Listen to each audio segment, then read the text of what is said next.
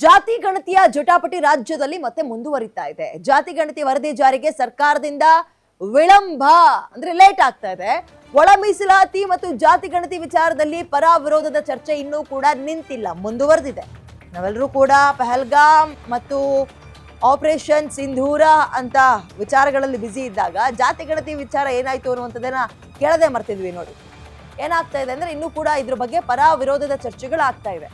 Special cabinet ಕರೆಯುವಂತೆ ಕೆಲ ಹಿರಿಯ ಸಚಿವರು ಪಟ್ಟಿಡಿದಿದ್ದಾರೆ. ಪದೇ ಪದೇ ವರದಿಯ ಚರ್ಚೆ ಮುಂದೂಡ್ತಾ ಇದೆ ಸರ್ಕಾರ. ವರದಿ ಜಾರಿಗೆ ಲೇಟ್ ಆಗ್ತಾ ಇರೋದ್ರಿಂದ ಕೆಲ ಸಚಿವರು ಅಸಮಾಧಾನವನ್ನ ವ್ಯಕ್ತಪಡಿಸ್ತಾ ಇದ್ದಾರೆ. ವರದಿ ಜಾರಿಗೊಳಿಸುವಂತೆ ಕೆಲ ಸಚಿವರಿಂದ ಸಿಎಂ ಮೇಲೆ ಒತ್ತಡ ಕೂಡ ಕೇಳಿ ಬರ್ತಾ ಇದೆಯಂತೆ.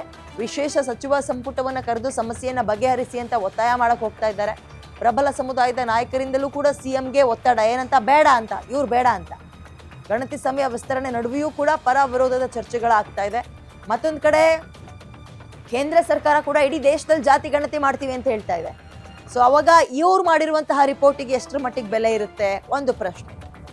ಮತ್ತೊಂದು ಕಡೆ ಆಲ್ರೆಡಿ ಅದು ಸರಿ ಇಲ್ಲ, ಅವೈಜ್ಞಾನಿಕ ಸ್ಯಾಂಪಲ್ಸ್ ಕಲೆಕ್ಷನ್ ಸರಿಯಾಗಿ ಆಗಿಲ್ಲ, ಇರುವಂತಹ ಜಾತಿಯ ಅಥವಾ ಧರ್ಮದ ಹೆಸರುಗಳನ್ನು ಜಾತಿಯಲ್ಲೇ ಉಪಜಾತಿ ಮತ್ತೊಂದು ಮಗದೊಂದು ಅಂತ ಮಾಡಿ ಪ್ರಬಲ ಸಮುದಾಯಗಳನ್ನ ಲಾಸ್ಟ್ ಲೈನ್ ತರುವಂತಹ ಕೆಲಸಗಳಾಗಿದೆ. ಇಂಥವೆಲ್ಲ ಆರೋಪಗಳು ಕೇಳಿ ಬರ್ತಾ ಇದೆ. ಸೊ ಹಾಗಾಗಿ ಇನ್ನೂ ಕೂಡ ಅದು ಪರ ವಿರೋಧದ ಚರ್ಚೆಯಲ್ಲೇ ಇದೆ.